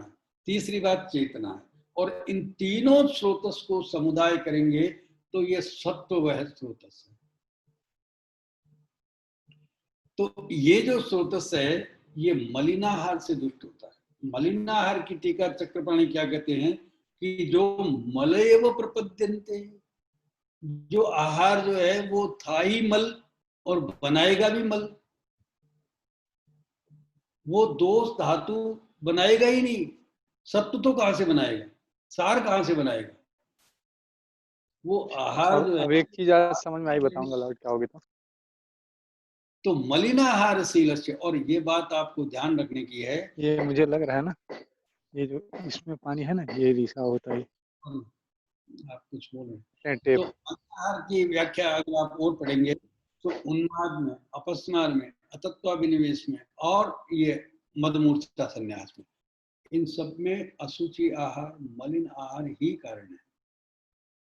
और यही एक स्पेशलिटी है जो बाकी जो रोग हैं उनमें क्या है कि उष्ण, तीक्ष्ण, वेवाई, विकासी, ये सब गुण बताए गए, और अलग अलग प्रकार के वात प्रकोपक, प्रकोपक, कफ निदान बताए गए हैं।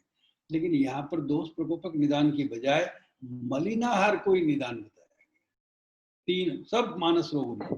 तो मलिनाहार का मतलब क्या है कि वो आहार इसमें कोई एबिलिटी नहीं है कि वो सार में कन्वर्ट हो जाए। उसकी रीच जो है वो केवल मास प्रोडक्शन की है। वो केवल 6 एप्स 8 एप्स बना सकता है, वो मांस बना सकता है, मेद बना सकता है, लेकिन मेद सारता नहीं ला सकता, क्योंकि सारता के लक्षण अलग होते हैं। धातु के लक्षण अलग है और सार के लक्षण अलग है। आप देखिएगा,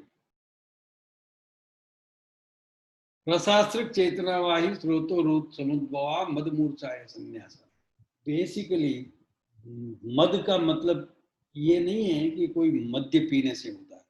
मद के वातिक, पैतिक, श्लेष्मिक, विसर्ज, रौधिर और मध्य 6 भेद हैं।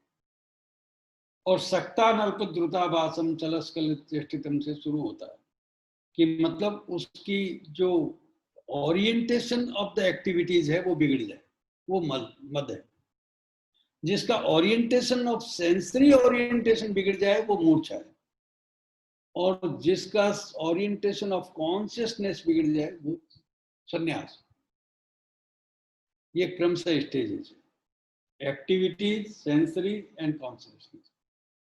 तो ये मद मूर्छा संन्यास जो है वो की basic fundamental diseases of the all mental problems. ये उसके यूं समझिए कि स्थान संशय है। और ये वातिक, पैतिक, श्लेष्मिक भी होते हैं, विसर्ज भी होते हैं, रौधिर भी होते हैं और मध्य भी। अब यहां से आगे प्रॉब्लम शुरू होगी। तो ये आप पढ़ लेंगे तो समझ जाएंगे। अब ये 8 प्रकार के सार हैं, इनका अभिप्राय क्या है? एक मीरा मोजानी करके एक लड़की थी, लड़की क्या अब तो प्रोफेसर हो गई है ऑल इंडिया इंस्टीट्यूट में। उसने मेरे साथ काम किया था, मेरे अंडर में पीएचडी किया था। अभी वो शरीर क्रिया में है professor, all India institute Delhi में। तो सार परीक्षा पर हमने काम किया। तो ये जो सार परीक्षा है ये क्यों करनी चाहिए? जब हम धातुओं की क्षय के कारण जानते हैं, क्षय के लक्षण जानते हैं, धातुओं के प्रदोषज विकार जानते हैं, प्रदोषज कारण जानते हैं, तो फिर सार परीक्षा क्यों और धातु परीक्षा क्यों नहीं? देखिए आप, जब आप 10वीं परीक्षा की बात करते हैं आतुर बल ज्ञान के लिए, तो आपने तो पूरा डिफेंसिव सिस्टम जो है वो धातुओं पर निर्भर करता है। पूरा defensive mechanism of the body है ना, जो निदान दोष दूसरे विशेष, जो भावा भाव प्रति विशेषा भवन्ति, जो अगेंस्ट डिजीज भाव हैं उसमें धातु प्रमुख है। और फिर भी आप आतुर बल ज्ञान के लिए धातु परीक्षा नहीं करते कि नहीं करेंगे। हम क्या है कि दाल को नहीं देखेंगे, एक दाल के दाने को देखेंगे कि वो पक गया है, तो उससे क्या है कि हम अंदाज लगा लेंगे कि दाल पक गई। आप चावल में सारे चावल फोड़ फोड़ के थोड़ी देखते हैं, चावल बनाते हैं, है ना। आपकी परीक्षा करने के लिए आपके पास में जो परीक्षा विषय है उसको क्या है कि सबसे जल्दी कैसे परीक्षा जा सकता है, इसके लिए सार परीक्षा है। कि अब सार परीक्षा में ये रससार की परीक्षा, आप त्वक सार की परीक्षा करेंगे कि त्वक, रक्त, मांस, मेद, अस्थि, मज्जा, शुक्र, इनकी सबकी परीक्षा करेंगे। तो इन सब की परीक्षा में क्या क्या है? सारता, सुख, ऐश्वर्य, है ना, यहाँ से शुरू होती। पहले कुछ शारीरिक लक्षण दिए हुए कि आप देखते हैं कि हर एक रोग में क्या है कि एक लक्षण है कि उसमें पित्त बढ़ा हुआ है तो हरिद्र, नख, नयन, वदन, मूत्र, पुरुष योग, त्वचा, है ना। अगर पित्त बढ़ा हुआ है तो हरित हरिद्र वर्ण होगा। किसका? नख का, नयन का, वदन का, मूत्र का, पुरुष का, त्वचा का। अगर श्लेष्मा है तो शुक्ल वर्ण होगा, और वात है तो कृष्ण अरुण वर्ण होगा, है ना। तो ये जो सार है ये वर्ण परीक्षा से, स्वर परीक्षा से, परिमर्शन परीक्षा से और पुष्पेतेंद्रिय परीक्षा से समझे जा सकते। आपका पेशेंट आ रहा है तब तक तो, जब तक वो आपके पास बैठेगा तब तक तो आप उसकी सार परीक्षा कर चुके होंगे, क्योंकि उसमें वर्ण की उदात्तता है, वर्ण की प्रकृति स्थिति है, या वर्ण जो है वो चित्र विचित्र है। ये सार का लक्षण है, बस इतना सा लक्षण है। फिर वो आकर के जब बात करता है कि उसका स्वर उदात्त है, गंभीर है, दीन है, मिनमिन है, कृतन है, गुरगुर है, या सख्त है, स्टेमरिंग, तो आप उसके स्वर की परीक्षा कर सकते हैं। ये सार की परीक्षा है। फिर जब वो पेशेंट क्या है कि आपके पास आके बैठता है जब आप उसका परिमर्शन स्पर्श करते हैं तो वो स्पर्श प्राकृत है या विकृत है, वो कठिन है, मृदु है ना? जहां कठिन होना चाहिए वहां कठिन है, जहां मृदु होना चाहिए वहां मृदु है। जो भाव स्पर्शगम्य है वो स्पर्शगम्य है, जो पल्पेबल है वो पल्पेबल है, जो नहीं पल्पेबल है वो नहीं पल्पेबल है। तो ये परिमर्शन। फिर आप पुष्पितेंद्रिय, उसकी गंध कैसी है, लोहित गंधी, मत्स्य गंधी, आम गंधी, कुणप गंधी, सब गंधी, है ना? कैसा गंध है? मानुष गंध होनी चाहिए उसमें। कितना ही तेल फुलेल लगा के आ जाए, लेकिन आपको क्या है कि उसकी मानुष गंध का पता लगना चाहिए। ये सार है, और यही परीक्षाएं इस 8 सार में। क्यों कि अल्टीमेटली जो सरफेस पर आएगा वो सार आएगा, वो धातु नहीं आएगी। जो घी है ना, वो क्या है कि दूध में मिला नहीं रहेगा, जब आप उसका मंथन करेंगे ना तो वो ऊपर आएगा। ये सार को हम नवनीत मानते हैं, तो वो क्या है कि उसको सरफेस पर आएगा, वो नवनीत। और उसका जो सरफेस इंस्पेक्शन है वो आप करते हैं, यही सार परीक्षा है।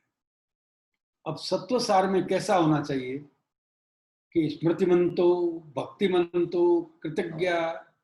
देखिए बाकी सब तो धातुओं के सार हैं, इसलिए क्या है कि उनके फिजिकल सिम्टम्स होंगे, है ना? कुछ उसके स्पिरिचुअली इमोशनल सिम्टम्स होंगे, लेकिन सत्व तो क्या है कि फिजिक्स नहीं है, सत्व उसका मेंटल फिजिक्स है ना? फिजिक्स तो है लेकिन वो थोड़ा ऊपर का फिजिक्स है। स्मृति मन तो उसका वो जो पर्टिकुलर सॉफ्टवेयर है वो कैसा है। स्मृति मन तो, भक्ति मन तो, कृतज्ञ, प्राज्ञ, सुचयो, महोत्साह, उत्साह है। और वो भी उत्साह तो वायु का काम है, उत्साहोच्छ्वास निश्वास चेष्टा धातु। और उत्साह, महोत्साह सत्व का काम है कि ऐसा जो दूसरा नहीं कर सकता, कि अहमत्र नियुज्येयम, भरद्वाज ने कहा कि मुझे नियुक्त करो, मैं जाऊंगा इंद्र के पास में, ऐसा, इसको कहते हैं महोत्साह, है ना? वॉलेंटरीली खुद अपने आप को प्रपोज करे। टीचर पूछ रहा है कि आप करोगे, आप करोगे, आप कहेंगे तो कर देंगे, ये तो उत्साह है।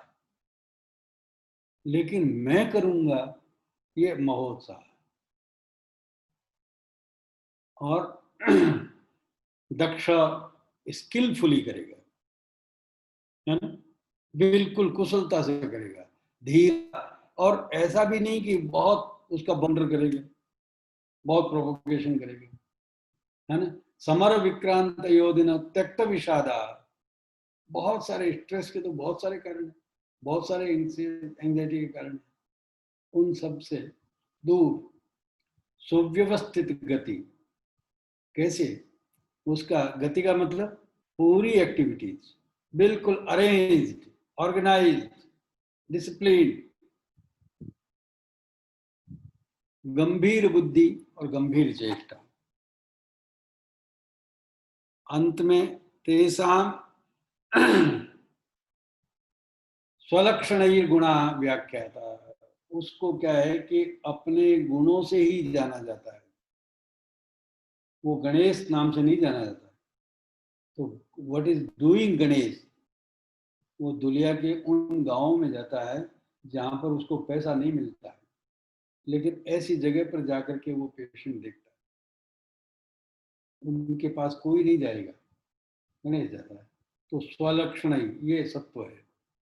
और सबसे बड़ी बात कि कल्याणाभिनिवेशिना सत्व सारा, जो हरेक के कल्याण की बात करते हैं, जो प्राणी मात्र के कल्याण की भावना रखते हैं। अथ भूत दयाम प्रति, ये आयुर्वेद का जो अंतिम उद्देश्य है उसकी प्राप्त करते हैं, वो सत्व सार। और सभी सारों से जो उपेत है वो लोग कैसे होते हैं कि वो भवति बला, परम सुखयुक्ता, क्लेश, है ना?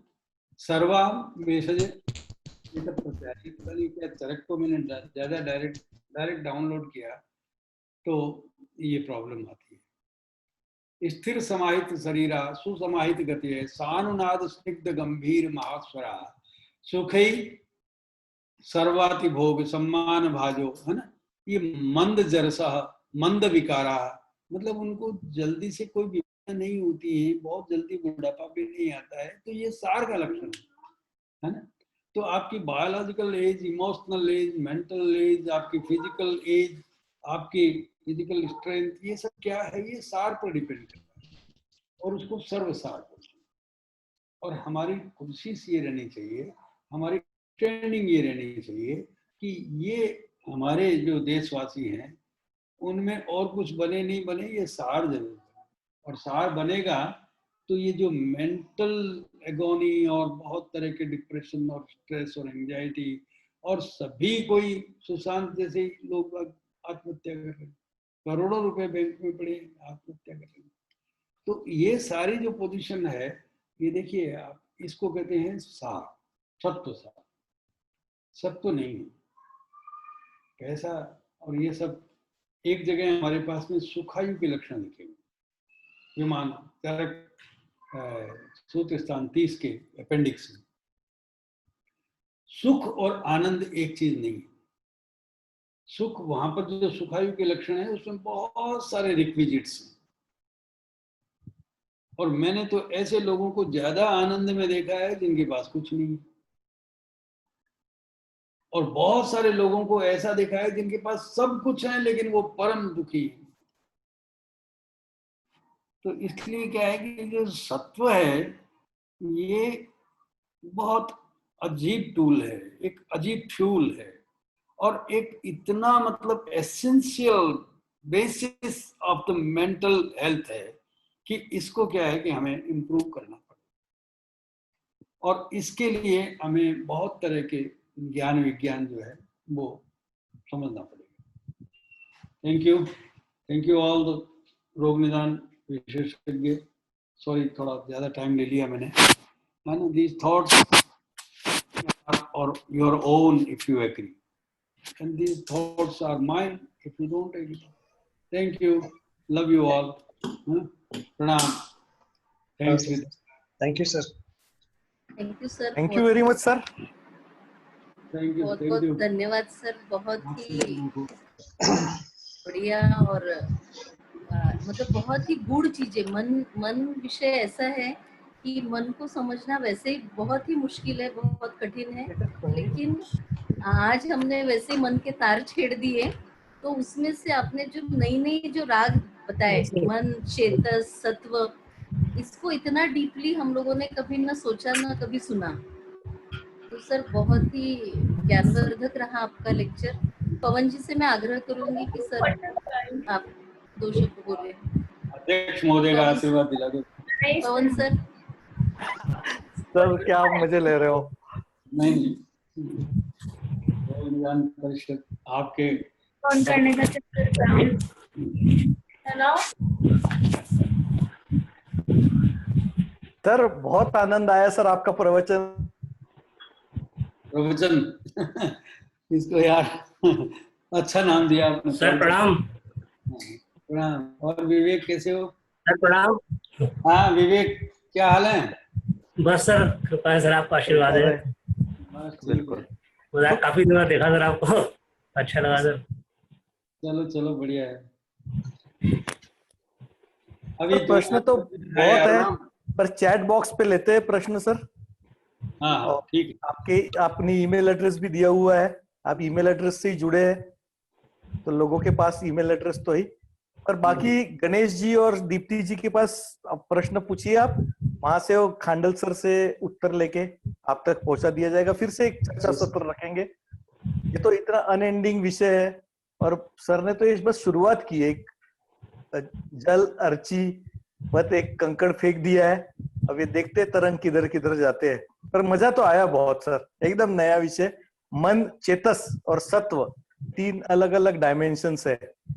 ये भी अगर विचार करके अंदर तक पहुंच गई बात तो भी बहुत है सर। अच्छा लगा सर, आपने समय दिया, इसलिए बहुत बहुत धन्यवाद। गणेश जी हाँ सर बोलिए। नमस्ते ओके। सर। हाँ गणेश, हाँ सर नमस्ते सर। हमारा आशीर्वाद, गणेश का आशीर्वाद चाहिए। नहीं सर, आपका आशीर्वाद गणेश और श्री कृष्ण दोनों का चाहिए सर हमको तो। आपका आशीर्वाद चाहिए सर। अतुल जी धन्यवाद ज्ञापन आप करेंगे या दीप्ति मैडम करेंगी? वाशने सर अतुल जी शायद मेरे ख्याल से है नहीं अभी। कोई ये बात नहीं, आए दीप्ति थे। जी आप सर की अनुमति लेके सेशन को एंड कीजिए ना।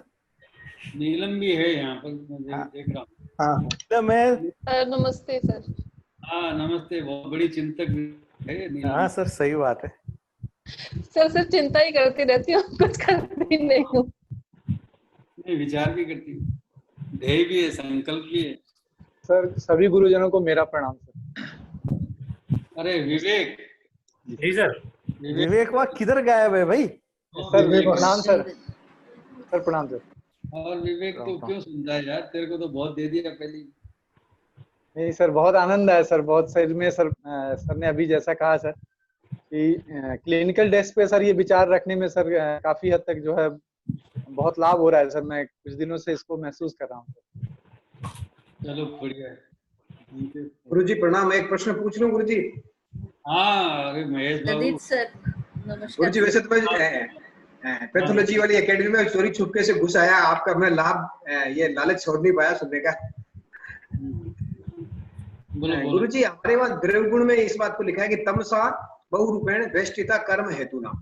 तो ये हमारे जो औषधियों की जो उत्पत्ति बताई है वनस्पतियों की, वो तो कम जो आंशिक रूप से जो ज्यादा लोग रहते हैं पूर्व जन्म में, और वो अपने कर्मों के आवेष्टित होकर के अगले जन्म में वृक्ष बन जाते हैं। तो इसके बारे में कुछ थोड़ा सा प्रकाश डालेंगे गुरुजी? यार ये तो दुर्गा सप्तशती पढ़ो आप। दुर्गा सप्तशती। हाँ दुर्गा सप्तशती में यही बात कही हुई है। जी जी। तो वहाँ पर क्या है कि शोणित बीज बताया है ना। अब दुर्गा सप्तशती में भी यही बात बताई है। तो उसमें वहाँ पर क्या है कि मुंड जो है वो शोणित बीज से उत्पन्न होता है। लेकिन ये चीज तो मेरे बस की बात नहीं है यार, मैं इतना बड़ा विद्वान हूँ नहीं, तो अध्यात्म का बड़ा प्रचेतस आदमी है। नहीं मैं तो हम तो आपसे सीख रहे हैं। महेश जी नमस्कार आपको। जी जी प्रणाम सर, नमस्कार। अरे अच्छा लगा आपको देख के इधर। जी जी, मैं यही तो कह रहा हूँ, मैं चोरी छुप के घुसा है इस एकेडमी में। नहीं इसमें कहाँ दिक्कत है, चोरी छुपे की क्या बात है। नहीं क्या है यार, रोग निदान की आपकी एकेडमी है ना, तो मैंने आज गुरु जी का देखा तो मैंने कहा चलो सुनते हैं। नहीं ये सबके लिए ओपन है, ऐसा कोई है नहीं। अच्छा सर नमस्कार। नमस्कार अनुकूल बाबू नमस्कार। नमस्कार। क्या हाल है आपके?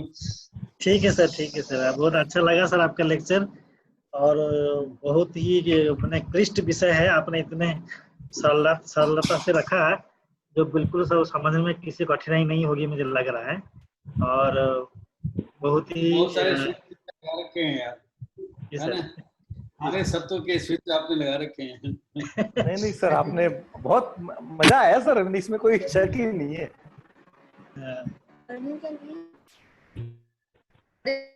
ये तो आज पता लगा सत्व में।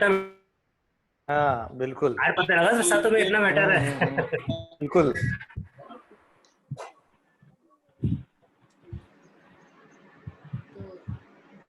तो विवेक जी आ जाओ सर के अंदर पीएचडी करने।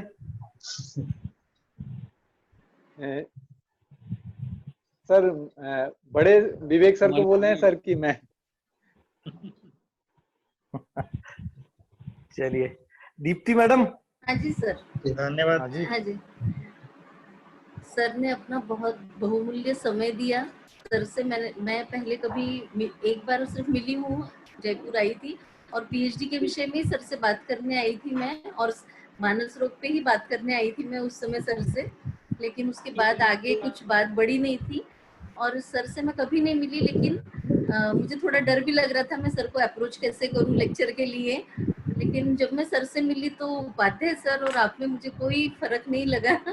जैसे उपाध्याय सर मेरे लिए रहे हमेशा, आपसे मिलके भी आप भी उतने ही सरल और बहुत ही विनम्र, और मतलब सही में जो बोलते हैं कि जो वृक्ष जितना बड़ा और फलदार होता है उतना ही वो झुका हुआ होता है, तो मैंने अनुभव किया कि जितने सर विद्वान हैं, ज्ञानी हैं और जितना नाम है, सर उतने ही डाउन टू अर्थ भी है, बहुत ही सहज है और सरल है।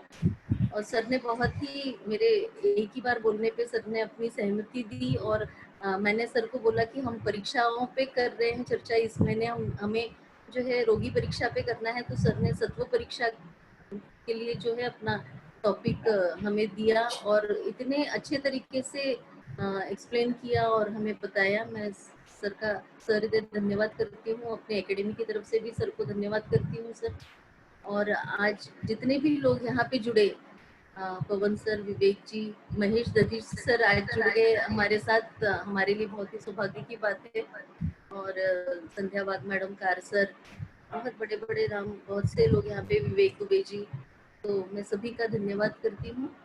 और सर आपने हमें बहुत ही बहुमूल्य समय दिया और ये हमारा सौभाग्य रहा कि हम सबको आज आपको सुनने का मौका मिला। मैं आप सबका धन्यवाद करती हूँ और कार्यक्रम समाप्त करती हूँ।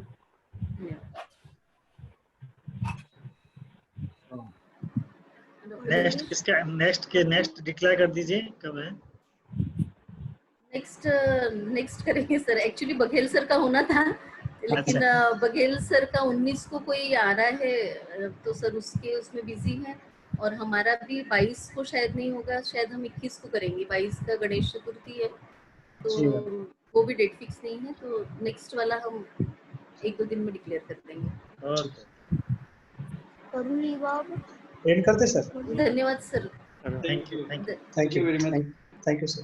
नमस्कार, बहुत बहुत धन्यवाद। प्रणाम सर। प्रदीप सर नमस्कार, बहुत बहुत धन्यवाद।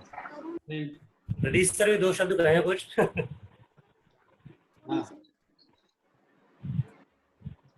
खत्म कर दो सर। हेलो। हाँ जी सर।